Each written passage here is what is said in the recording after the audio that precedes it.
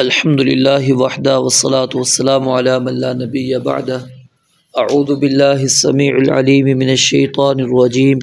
من ہمزہ ونفخہ ونفثہ بسم اللہ الرحمن الرحیم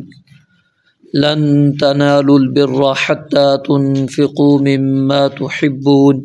وما تنفقوا من شیء فإن اللہ بہ علیم۔ لن تنالوا ہرگز حاصل نہیں کرو گے البر کامل نیکی،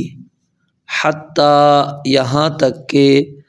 تنفقوا تم خرچ کرو، مما اس میں سے کچھ، تحبون جو تم پسند کرتے ہو، وما تنفقوا اور جو کچھ تم خرچ کرو گے، من شیء کسی بھی چیز میں سے، فإن اللہ بہ علیم پس بے شک اللہ تعالیٰ اسے خوب جاننے والا ہے۔ کل کی جو آیات ہم نے پڑھی تھی اس کے اندر یہ بات اللہ تعالیٰ نے بیان فرمائی تھی کہ کافر اگر زمین بھر سونا بھی دے دے تو وہ کامیاب نہیں ہو سکتا۔ تو یعنی کہ کامیابی کس کو حاصل ہوگی، کس قسم کی رقم کوئی خرچ کرے گا تو اللہ تعالیٰ اس کو قبول کریں گے۔ اس آیت کے اندر اس چیز کو اللہ تعالیٰ نے بیان فرمایا ہے۔ اس کا تعلق اگر یہود کے ساتھ ہم جوڑیں گے تو اس وقت اس کا معنی یہ بنے گا کہ اللہ تعالیٰ ان کو کہہ رہے ہیں کہ تم اپنی ریاست سرداری کو چھوڑ دو اور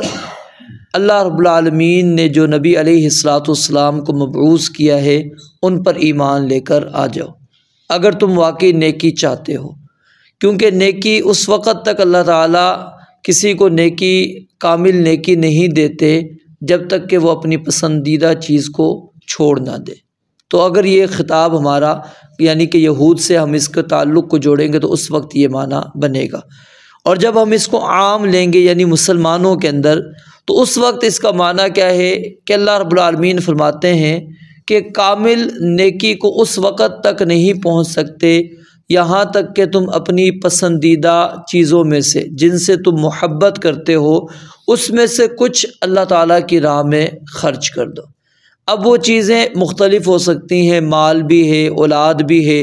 انسان کی اپنی جان بھی ہے، اس کے عزیز و اقارب ہیں، ٹھیک ہے، انسان کی عزت ہے، انسان کا مقام مرتبہ ہے، انسان کا عہدہ ہے، کوئی بھی چیز اس کے اندر سب کی سب چیزیں شامل ہیں کہ جس سے بھی انسان محبت کرتا ہے۔ یعنی جو چیز بھی آپ سمجھتے ہیں کہ یہ نہیں میں چھوڑ سکتا، باقی چیزیں میں چھوڑ سکتا ہوں، تو وہ جو چیز آپ نہیں چھوڑ سکتے جن کے ساتھ آپ کا ایک تعلق ہو چکا ہے اس چیز کو اللہ رب العالمین فرماتے ہیں جب تک کہ تم اللہ کی راہ میں نہیں خرچ کرو گے تو یاد رکھو اس وقت تک تم مکمل طور پر نیکی نہیں کر سکتے۔ تو یہاں پر اللہ تعالیٰ نے ہم سے یہ چیز نہیں مانگی کہ جو جو چیزیں تم پسند کرتے ہو یا جن جن چیزوں سے تمہاری محبت ہے سب کی سب وہ اللہ کی راہ میں دے دو۔ اللہ نے اس میں سے کچھ مانگا ہے کیونکہ اللہ تعالیٰ کو بھی انسان کی فطرت کا علم ہے کہ وہ پسندیدہ چیز کو چھوڑتا نہیں ہے، تو اس لیے اللہ تعالیٰ نے امتحان اتنا ہی ڈالا جس کے اندر کوئی انسان پورا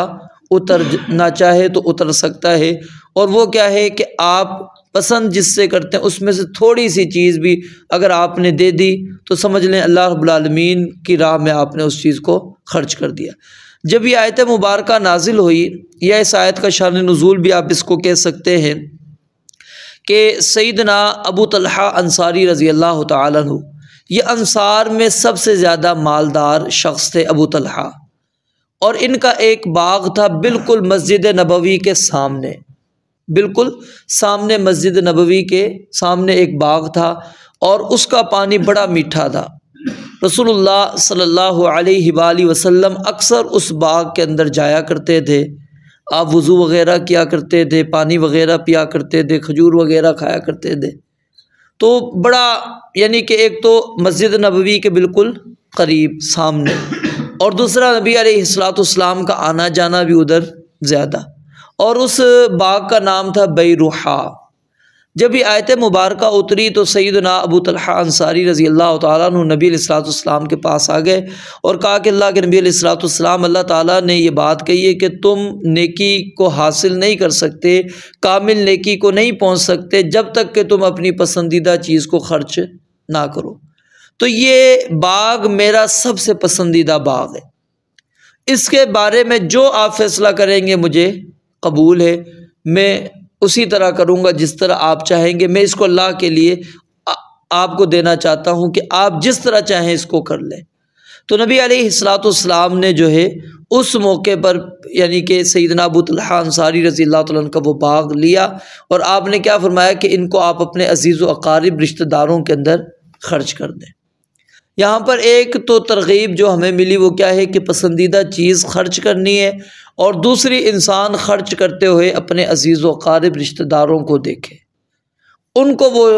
دے کہ جو ان میں سے محتاج ہیں، ضرورت مند ہیں، ان لوگوں تک وہ چیز پہنچائے۔ ہم کیا ہوتا ہے اپنے عزیز و اقارب رشتہ داروں کو پس پشت ڈالتے ہوئے آگے چلے جاتے ہیں، یہ بات بالکل درست نہیں ہے۔ سب سے پہلے جو ہے بندے کے عزیز و اقارب رشتہ دار ہیں، اور اگر آپ خرچ کرنے والا معاملہ پڑھیں تو آپ کو یہ ملے گا کہ نبی علیہ الصلوۃ والسلام نے سب سے پہلے انسان کو اپنی ذات کے اوپر خرچ کرنے کا حکم دیا ہے کہ اپنے آپ پر لگاؤ۔ کیوں؟ ظاہر ہے آپ اپنی جسامت کو نہیں صحیح کریں گے، بیمار ہے مثال ہے، آپ اپنا علاج نہیں کرواتے، آپ ڈاکٹر کو نہیں دکھاتے، علاج معالجہ نہیں کرواتے، یا آپ اپنے ساتھ ظلم زیادتی کر رہے ہیں۔ کیوں؟ ظاہر ہے آپ کی اب وہ جو جسم کے اندر کمزوری آتی چلی جائے گی، اللہ کی عبادات کے اندر بھی کمزوری ہو جائے گی۔ تو اس لیے فرمایا کہ سب سے پہلے اپنے آپ پر خرچ کرو، اور پھر بیوی کے اوپر جو خرچ کرنا ہے علماء کہتے ہیں وہ بھی در حقیقت اپنے آپ پر ہی خرچ۔ کیوں؟ کیونکہ اگر بیوی کو نہیں دو گے تو بیوی چھوڑ کے چلی جائے گی، تو بعد میں پریشان کس نے ہونا ہے؟ انسان نے خود نے ہونا ہے۔ تو گویا کہ جو اپنی بیوی کو کھلا رہا ہے، جو حدیث کے اندر آتا ہے کہ اس کے اوپر خرچ کرو، اس کا مقصد بھی یہی ہے کہ اپنے آپ پر انسان خرچ کر رہا ہے، اپنے آپ کو بچا رہا ہے، دفاع کر رہا ہے، تاکہ وہ اسی گھر میں رہے اور میرے معاملات بھی چلاتی رہے اور مجھے کسی قسم کی پریشانی نہ ہو۔ اور جب نہیں دیں گے تو ظاہر ہے وہ چھوڑ کے اگر چلی جاتی ہے، پھر انسان کو اپنی خود آپ تکلیف۔ اس کے بعد پھر نبی علیہ السلام کیا فرماتے ہیں؟ اپنے اولاد کے اوپر، ٹھیک ہے، اور اسی طرح ترتیب آپ بیان کرتے چلے جا رہے ہیں۔ ماں کا ذکر کیا، والدین کا ذکر کیا، تو عزیز و اقارب رشتہ دار ان کو پہلے مقدم رکھنا ہے۔ وابدأ بمن تعول، آپ نے فرمایا جن کی عیال داری اللہ تعالیٰ نے تمہارے ذمے لگائی ہے نا، ان کے اوپر تم نے ابتدا کرنی ہے، ان سے ان کے اوپر خرچ کرنا ہے۔ یہ بھی یعنی انسان کا یہ صدقہ ہی ہوتا ہے، یاد رکھیں، چاہے ہم صدقہ اس کو نہیں کہہ رہے ہوتے، ہماری نیت بھی صدقے کی نہ ہو، لیکن جو اولاد کو ہم کھلا رہے ہیں، بیوی کو کھلا رہے ہیں، والدین کو ہم جو دے رہے ہیں، یہ سارے کا سارا اللہ تعالیٰ ہمارے کھاتے کے اندر صدقہ ہی لکھ رہے ہیں۔ کیوں؟ کہ اللہ رب العالمین کی راہ میں آپ کو اللہ تعالیٰ نے وہ یعنی ذمہ داری ڈالی اللہ تعالیٰ نے، اب وہ ذمہ داری آپ ادا کر رہے ہیں، تو اللہ تعالیٰ اس کا اجر آپ کو بطور صدقہ واپس کریں گے۔ تو ایک تو واقعہ یہ ہے، اور دوسرا واقعہ ہے سیدنا عمر رضی اللہ تعالیٰ عنہ کا، اور یہ واقعہ صحیح بخاری کے اندر موجود ہے۔ جب ان کو خیبر کی زمین ملی تو سیدنا عمر رضی اللہ تعالیٰ نبی علیہ الصلوۃ والسلام کے پاس آ گئے اور کہا کہ یہ میرے پاس جو زمین ہے، میری سب سے مرغوب، سب سے پسندیدہ یہ زمین ہے، یعنی میں اگر محبت کرتا ہوں یا مجھے کوئی زمین پسند ہے تو وہ یہی خیبر کی زمین ہے۔ تو اب اس کو آپ کیا ہے، میں اس کو صدقہ کرنا چاہتا ہوں، آپ اس کو لے لیں۔ تو نبی علیہ الصلوۃ والسلام نے ان کو کیا فرمایا کہ اس زمین کی ملکیت اپنے پاس رکھو، اور اس میں سے جو پیداوار ہو وہ آپ جو ہے اپنے رشتہ داروں پر، غرباء پر، فقراء پر، مساکین پر، مہمانوں پر، اس قسم کے جو افراد ہیں ان کے اوپر خرچ کرو۔ اب اس حدیث کے اندر غور کریں تو آپ نے کیا، یعنی ایک اگر آپ زمین دے دیتے، اب یہاں پر آپ کو ایک ہی مرتبہ نفع ملنا تھا، فائدہ ملنا تھا، اجر جو ثواب ملنا تھا ایک ہی مرتبہ، لیکن اگر آپ زمین اپنے پاس رکھتے ہیں، اس میں کاشت کرتے ہیں، اب ظاہر کاشت جو کریں گے آپ اپنے خرچے سے کر رہے ہیں، اب اس سے جو پیداوار ہو رہی ہے وہ پیداوار آپ اللہ کی راہ میں کیا ہے، خرچ کرتے چلے جا رہے ہیں۔ تو اب جس طرح وہ 6 مہینے بعد آپ فصل کو اتار رہے ہیں، 4 مہینے بعد یا سال کے بعد نکال رہے ہیں، جب بھی تو بار بار جب آپ یہ کریں گے تو اللہ تعالیٰ نے آپ کو اجر ثواب زیادہ دینا ہے۔ تو یعنی وقف کے اندر یہاں سے جو مسئلہ وہ کیا ہے، وقف انسان اس انداز کے اندر کرے کہ ملکیت اپنے پاس رکھے اور اس سے حاصل ہونے والی جو آمدن ہے وہ اللہ کی راہ کے اندر خرچ کرے۔ یہ بہترین وقف ہے۔ یہ نہیں ہے کہ آپ نے ایک ہی مرتبہ دے دی کسی کو، یہ بہترین وقف نہیں ہے۔ بہترین وقف یہ کہ اپنے پاس ملکیت میں رکھیں، یعنی کہیں کہ مالک میں ہوں، اور اس کے اوپر پھر آپ خرچ بھی کریں۔ اس سے جو چیز حاصل ہوتی ہے اس کو اللہ کی راہ کے اندر آپ خرچ کرتے چلے جائیں۔ اور یہ چیز جو ہے انسان اگر اس چیز کو اختیار کر لیتا ہے تو یہ ایک مرتبہ نیکی نہیں، یہ کئی مرتبہ انسان اس انداز میں نیکی کر لیتا ہے۔ اور یہ پسندیدہ چیز، ظاہر وہ آپ کو زمین پسند ہے، آپ اس کو اپنے پاس رکھ رہے ہیں، اس کی آمدن خرچ کر رہے ہیں۔ اب جو آپ کی پسندیدہ زمین ہے وہاں سے آمدن بھی تو زیادہ ہوتی ہوگی نا، یہ تو نہیں ہے کہ وہ بنجر ہے، غیر آباد ہے اور آپ کو پسند ہوگی۔ انسان کو وہ چیز پسند ہوتی ہے جو نفع زیادہ دے گی۔ اگر آپ بیچنا چاہیں وہ آپ کو اس زمین سے کافی منافع دے کر جانے والی ہے، تو یہ چیز بندہ اپنے پاس رکھتا ہے تو اس سے جو پیداوار ہوگی یقیناً وہ زیادہ ہونی ہے، پھر اس کے جو نفع ہیں انسان کو زیادہ ملنے والے ہیں۔ تو اس لیے انسان کو اپنی پسندیدہ جو چیز ہے، اور اللہ تعالیٰ نے یہی بات قرآن مجید میں کئی جگہ پر بیان فرمائی، جیسا کہ وَآتَ الْمَالَ عَلَىٰ حُبِّهِ، کہ وہ مال دیتا ہے اپنی محبت پر، یعنی مال پر محبت ہے لیکن اس کے باوجود وہ دیتا ہے ذوی القربیٰ والیتامىٰ والمساکین وابن السبیل، قریبی رشتہ داروں کو، یتیموں کو، مسکینوں کو، مسافروں کو۔ اللہ تعالیٰ فرماتے ہیں یہ لیس البر، وہیں پر وہاں پر بھی یہی بات ہے کہ نیکی کو نہیں تم پہنچ سکتے۔ یہ نہ سمجھو کہ نیکی یہی ہے کہ تم نے مشرق یا مغرب کی طرف چہرہ کر کے نماز پڑھ لی، اصل نیکی یہ چیزیں جو بندہ یہ اعمال کرتا ہے۔ پھر اسی طرح سورہ دہر کے اندر اللہ رب العالمین فرماتے ہیں وَيُطْعِمُونَ الطَّعَامَ عَلَىٰ حُبِّهِ مِسْكِينًا وَيَتِيمًا وَأَسِيرًا، کہ وہ کھانا کھلاتا ہے اس کھانے کی محبت پر۔ ایک تو علماء اس کی تفسیری بیان کرتے ہیں کہ انسان وہ سمجھتا ہے ضرورت اب اس کھانے کی مجھے زیادہ ہے، میں اپنی بھوک کو مٹاؤں، مجھے ابھی اس کھانے کی ضرورت ہے، کسی اور کو اس کی اتنی ضرورت نہیں جتنی کہ مجھے اس کی ضرورت ہے۔ اس کے باوجود وہ کیا ہے، مسکینوں کو کھلاتا ہے، یتیموں کو کھلاتا ہے، قیدیوں کو کھلاتا ہے۔ تو اللہ رب العالمین فرماتے ہیں ایسے لوگ کیا ہیں، اللہ رب العالمین نے ان کو جنتوں کے اندر جگہ دینی ہے۔ تو صحابہ کرام رضوان اللہ علیہم اجمعین، یہی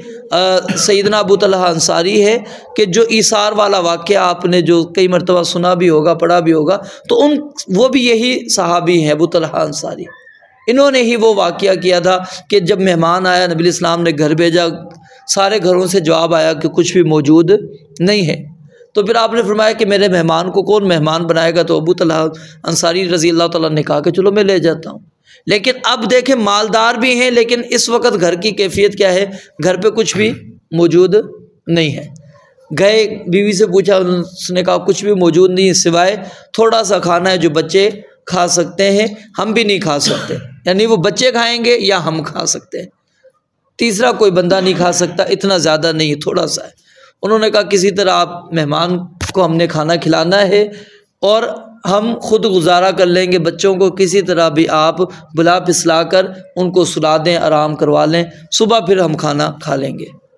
اب کھانا کھانے بیٹھے، عرب کے دستور کے مطابق ساتھ مہمان کے بیٹھنا پڑتا ہے میزبان کو، جیسا کہ بعض علاقوں کے اندر یہ رواج بھی ہوتا ہے کہ اگر وہ مہمان کے ساتھ میزبان نہ کھائے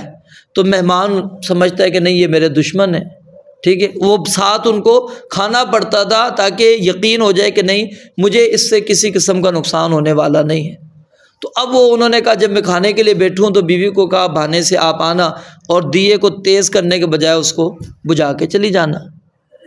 اصل کیا تھا کہ کھانا اتنا نہیں تھا کہ دونوں کھا سکتے، یعنی ابو طلحہ انصاری اور وہ جو مہمان آیا تھا وہ کھا سکتا، اتنا نہیں تھا، تھوڑا سا ہی کھانا تھا کہ اس کا پیٹ بڑی مشکل سے بھرتا۔ بہرحال اس نے کھانا کھایا، صبح ہوئی، نماز فجر کے لیے نبی علیہ الصلوۃ والسلام کے پاس جب حاضر ہوئے تو اللہ رب العالمین نے پہلے ہی خبر آپ کو دے دی، آیات بھی اتار دی کہ وَيُؤْثِرُونَ عَلَىٰ أَنفُسِهِمْ وَلَوْ كَانَ بِهِمْ خَصَاصَةٌ، کہ انتہائی حاجت ضرورت تھی، اس کے باوجود وہ اپنے آپ پر کیا ہے، انہوں نے ترجیح دی ہے اس مہمان کو۔ تو نبی علیہ الصلوۃ والسلام نے ان سے کہا کہ تم نے جو کام کیا ہے وہ اللہ تعالیٰ نے مجھے خبر دے دی۔ انہوں نے کہا میں نے تو یہ اللہ کی رضا کے لیے کیا تھا، میں تو نہیں چاہتا تھا کہ میرے اس عمل کے بارے میں کسی کو پتہ لگے، لیکن چلے اللہ تعالیٰ نے آپ کو بتلا دیا ہے۔ تو یہ کیا ہے؟ ایثار۔ تو اصل چیز کیا ہے؟ جو پسندیدہ چیز ہے اس کو انسان اللہ کی راہ میں خرچ کرے۔ اب اس کے اندر کوئی بھی چیز انسان کی ہو سکتی ہے، وہ مال بھی ہو سکتا ہے، اولاد بھی ہو سکتی ہے، وہ اس کی عزت جاہ بھی ہو سکتا ہے، کچھ بھی اس کو وہ اللہ کی راہ میں خرچ کرے۔ اور وما تنفقوا من شیء، یہاں پر اللہ تعالیٰ نے یہ بات بیان فرمائی کہ جو کچھ بھی تم خرچ کرو گے وہ تھوڑا ہے یا زیادہ ہے، اللہ تعالیٰ کو علم ہے۔ اصل چیز جو ہے خرچ کے اندر اضافہ نہیں مقصود ہوتا، اصل مقصود اس کے اندر یہ چیز ہوتی ہے کہ انسان اخلاص کے ساتھ اللہ تعالیٰ کی رضا حاصل کرنے کے لیے ریاکاری سے بچتا ہوا وہ خرچ کرے، وہ پھر چاہے تھوڑا ہو چاہے پھر وہ زیادہ ہو۔ اب وہ صحابی نے جو پوری رات محنت کی، مزدوری کی، یہودی کے باغ کو پانی لگایا، کچھ کھجوریں ملی، کچھ اپنے گھر پہ رکھی اور کچھ نبی علیہ السلام کے پاس لے کر آ گئے۔ اب آپ نے دیکھیں یہاں پر اس صحابی کے دل کو توڑنا نہیں چاہا، کیوں؟ ایک طرف ابو بکر رضی اللہ تعالیٰ عنہ کا پورے گھر کا سامان موجود ہے، عمر رضی اللہ تعالیٰ عنہ کا آدھا مال موجود ہے، اس طرف کیا نام ہے سیدنا عثمان رضی اللہ تعالیٰ عنہ کی یہ اونٹوں پہ بھرے ہوئے وہ جو اونٹوں سامان سے لدے ہوئے اونٹ موجود ہے۔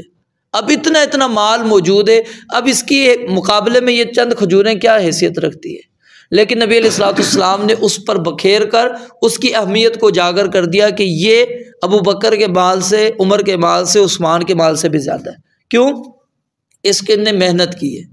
کوشش کی ہے۔ ابو بکر تو وہ ہے جو گھر میں تھا لے کر آ گئے، عمر بھی گھر سے لے کر آ گئے، عثمان کا قافلہ آیا تھا وہ انہوں نے اللہ کی راہ میں دے دیا، اس کے پاس تو تھا ہی نہیں کچھ،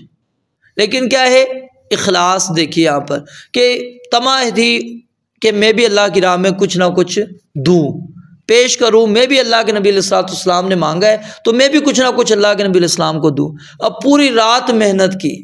پوری رات وہ پانی کنویں سے نکال کر اس کی زمین کو دیتے رہے ہیں، اور چند کھجوریں لے کر آئے نبی علیہ الصلوۃ والسلام نے ان کے اس اخلاص کو، یہ نہیں ہے کہ وہاں پر نعوذ باللہ باقی صحابہ کے اخلاص کم تھا، یہاں پر اس کی ایک تو دلجوئی مقصود تھی کہ تمہاری یہ محنت ضائع نہیں گئی، یہ چند ہی تمہاری کھجوریں، لیکن یاد رکھو یہ اس مال سے زیادہ ہے۔ پریشان تم نے نہیں ہونا کہ تھوڑا سا، کیونکہ بس اوقات بندہ ہوتا ہے پریشان ہوتا ہے، یار میں نے تو 5 روپے دینے، 10 روپے دینے،